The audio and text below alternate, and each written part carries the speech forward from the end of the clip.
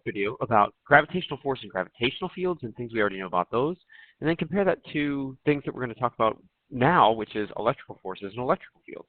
So the first place we want to talk about is just what do we remember about gravitational force? And for gravitational force, we really have two expressions that we want to use. And you've watched these recently, I think, in the year I'm making this, in a video made by a guy from AP Classroom, Eastman Landry, who's awesome. But we're also going to talk about it just from our perspective. So gravitational force from your guys' perspective, you know that we really have two expressions for the force of gravity. And the one is m times g, which is just our standard, like, hey, what's the weight of this object, or how much force does gravity apply to things? And we're using that a lot of times near the Earth's surface. Although it applies everywhere, but it's really, in our world, in our class, we use it near the Earth's surface all the time.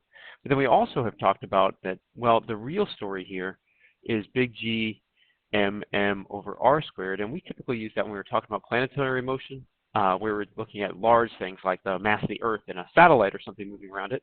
But really, that is kind of the fundamental piece that this comes from, and that G then is somehow related to those. Okay, so that's gravitational force. Well, gravitational force and gravitational field are really very similarly, or very closely related, because one kind of is the result of the other.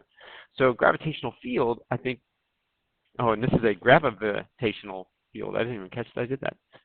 Gravitational field. I only did it once. It's good. But in a gravitational field, the real thing we need to remind ourselves is that field strength is really a ratio. Okay, so if we're talking about a gravitational field strength, it's the ratio of force, the thing that's being experienced, divided by mass, the thing that is feeling that force. Okay, so the force of gravity between any two masses, like in this case, you know, the Earth and a satellite, it depends on the mass of both objects, and it depends on the distance between them squared, and their centers of mass squared. But the field strength at a location, we're going to take the same expression and divide it by the thing, in this case, the little satellite that we're putting out there. We're going to take that part of the mass out, so the field only depends on the source. Okay, so for us, the ratio of force to mass is G. That's gravitational field strength. That's what we're getting from this side. And if we look at this side, that ratio of force to mass would just be, if I took that big G m over r squared and divided it by little m, you just get big G m over r squared. Okay, and again, we've talked about that a bunch of times. So field strength, while similar to force, different thing, the big piece here is the field strength only depends on the size of the source. Okay, now with gravitational field strength, the thing for us is that we were only dealing with it at really big distances. But we want to be able to look at field strength from a bunch of different perspectives. And so that's why I've got these other three drawings on here. If I think about, let's start off with, actually, let's go from this picture to this picture to this picture. Okay, so if I think about this being the Earth, and I was going to draw what the gravitational field strength looked like for the Earth there, well, I want to draw, I guess, what I'm going to call gravitational field lines.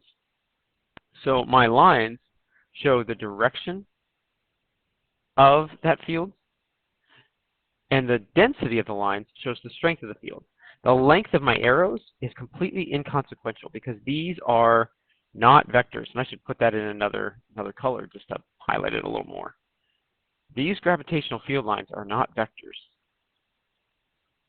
They have a length to them, but it's an arbitrary length. They have a direction, but field lines are not field vectors. Okay. Because they're not using their length to depict the magnitude of that field. Instead, the way they're going to depict the magnitude of the field is by the proximity of lines, by how densely those lines are packed. So if I was going to take a look at this and just draw kind of an attempt at a circle around here, okay, I'm not going to rank that one, but if I was going to draw an attempt at a circle here that's supposed to have a constant radius, which I did not do a very good job of, well, you can see that the space between consecutive lines is about this distance, okay, and that the field at all points along here, based on this equation, would be equal in strength because it's the same mass and they're all the same distance away. If I go farther away, I know that the field should get weaker as I move farther away. And as I move farther away, the other piece I'm realizing is that the spacing between consecutive lines, well, it just got bigger. Okay, so I have the same amount of field lines, same number of field lines, but because they're less densely packed, that's how we represent the strength of the field. So the density of the lines represents the strength of the field.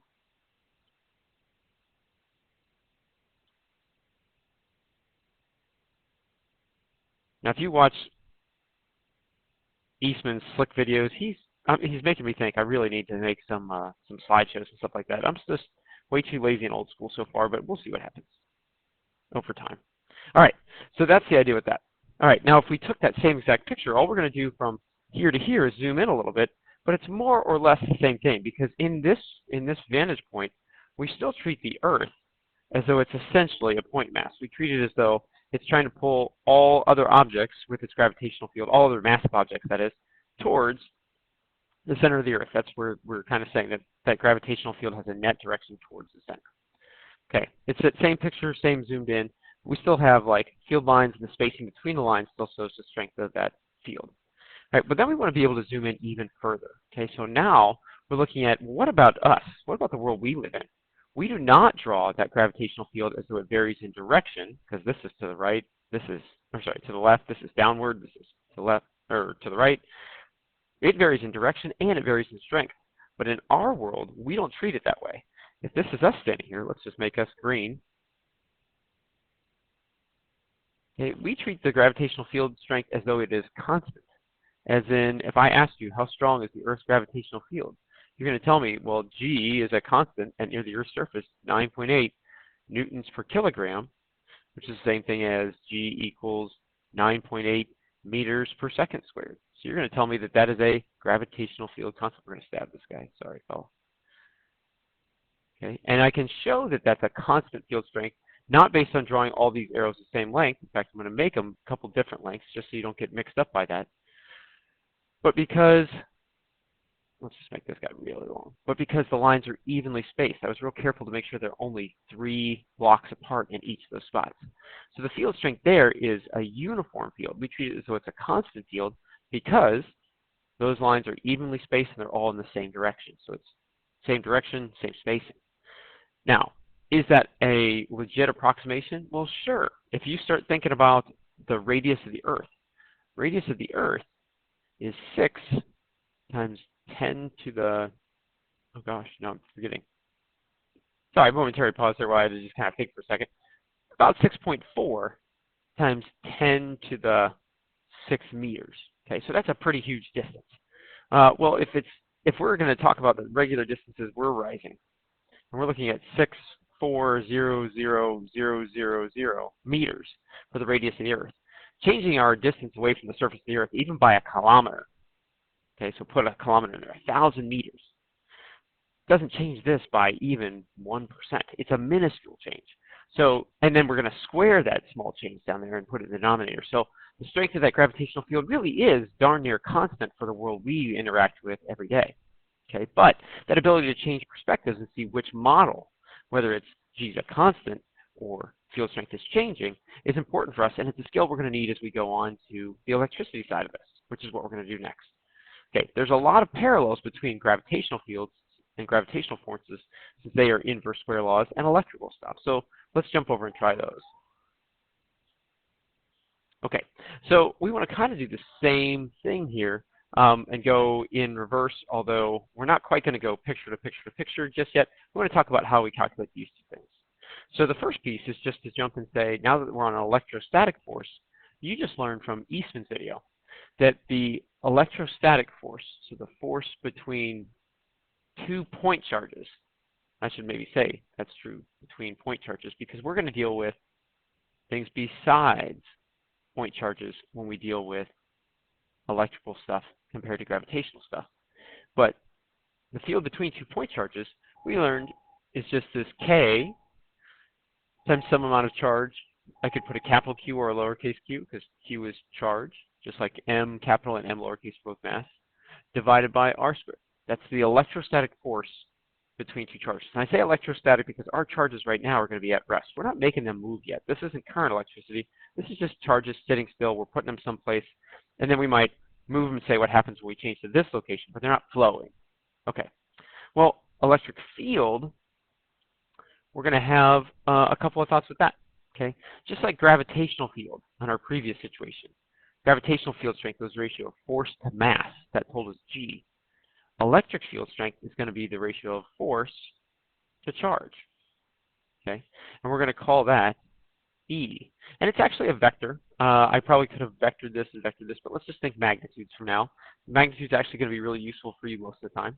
So electric field strength is really just the ratio of force to charge, just like gravitational field strength was the ratio of force to mass.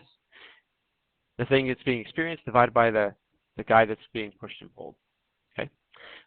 If I take that same idea and I take KQQ over R squared and I divide it by this little q, we get that the electric field strength for a point charge is KQ over R squared. And again, I'll keep reminding ourselves that this is a point charge because we're going to deal with all kinds of different charge distributions. This is just for a point charge. Okay, it follows along just like the gravitational field strength. You've got some kind of constant, and in another video you learned just how huge this constant is to show us just how strong electrical forces are between charges, and how it's like 10 to the 20th times bigger than the gravitational constant there. And then this is the source of our field. Okay, so this is like some point charge, and then it's an inverse square law. So the farther away we move from that charge, the weaker that electrical field is going to become. All right, let's go through our three different situations here and then just think about it. So the first piece I need to do, the first thing I really need to do is realize that unlike gravitational stuff, where mass is only going to apply an attractive force to other masses, electrical stuff comes in two types. So if we make this positive and we make this guy negative, we're going to get two different field diagrams. For a positive source charge, what we always want to do is show what direction a negative, a positive test charge would move. So this is our positive source charge. Usually we use plus capital Q, or just capital Q to be the source of things, and then negative, lowercase q, not negative, but lowercase, usually means the test charge. So this is usually source, this is usually test. All right, so this is my big positive Q, and if I put a little positive charge near it, it would push that charge away. Okay, so the field lines that I'm drawing show what direction a small positive test charge would be pushed or pulled in the presence of just this source charge. All right, what about this guy? Well, if I have a negative source charge, so now make this into a negative capital Q, well then that charge is going to be, that field would pull small positive test charges inward. It would attract them in. So these field lines are going to be inward. They're exactly the same strength because I have the same number of lines with the same spacing between them. Remember, the length of the lines has nothing to do with showing their strength. It's all about how densely packed those lines are, and the line density packing is the same. If I can draw any kind of reasonable circle, the line density packing is the same in those two diagrams. Okay, so that's how I would represent the electric field for a single positive charge and a single negative charge. Now, what if those two interacted? What if we had, I guess, a field that was two charges interacting? So let's say I have a positive Q here, and it's creating a field, and a negative Q here, and I wanted to look at their combined field. Well, then my field lines would kind of go from the positive to the negative. If I put a small positive test charge here, it's going to be repelled straight towards that negative. If I put one here, it would be repelled away, but then pulled over. Repelled away, but then pulled over. Those would all get kind of pulled that way, but there'd be places where our field would only come in and our field would only come out. So just something like that kind of represents generally what's going on with the charges. Okay, we're getting close to wrapping this up, so I'll try to get this done. All right, let's say we zoom in, we're looking a little bit closer, but sometimes we'll still draw a charge here. I don't want to be able to go inside of a point charge. This is just an expanded view of a point charge. But we'd still say that that field goes outward. Okay. Now, eventually, we'll have like a charged surface and think about, what's going on with that, like a charged spherical surface and spread charge all around the outside. In fact, what if we thought about that? We thought about, instead of just a plus Q being like a central thing, what if we put that plus Q and spread it across the outside of a surface? Well, outside of that surface, the field would still all push outward. If I'm out here and I'm a small positive charge, I'm still going to be repelled away. So this would still be a good diagram for the field outside of that. But now I've taken that plus Q and I've kind of spread it around the outside of a surface. We'll be doing that too. It'll be a rough day, not a rough day, but an interesting day when we try to talk about what's going on inside there. That's a whole other thing. All right, and the last piece is just to take this and say, well, now what if I took the same plus Q amount of charge, which is maybe some huge amount of charge, and I was going to spread it across a really big distance. So this picture is clearly not drawn to scale because I'm trying to say that this is a kilometer and this is a 10 to the minus 12th, a picometer. Okay, but if I did that, if I thought about putting a whole bunch of little positive charge all across this, and it's everywhere on this surface. If I get close to that surface, my electric field is not going to seem to be pointing radially outward. As I get really close to that surface, that field is going to look just like this. It's just going to be a bunch of straight lines pointing away. And they'd be evenly spaced because that field would essentially be constant in strength. What I'm trying to draw with this is a parallel idea to what we were saying with when we look at close to the Earth's surface. So I'll finish drawing these and then I'll jump back there. Okay. Even though each of these little tiny pieces of charge produces a field that's radially directed outward, as I zoom way, way in, as I get really close to that surface, that field looks constant and uniform and pointing directly away from whatever that surface is. Just like when we said gravitationally, we can understand this, that near the Earth's surface, our gravitational field looks like it is pointing straight down towards a flat surface. But in reality, it's doing this if we zoom out. Same kind of thing. If we zoom way in close to a collection of charge, that field's always going to look uniform. But as we move farther and farther away, we realize, oh no, that field is actually spreading outward in all directions. All right, we just need to be able to jump from perspective to perspective in that.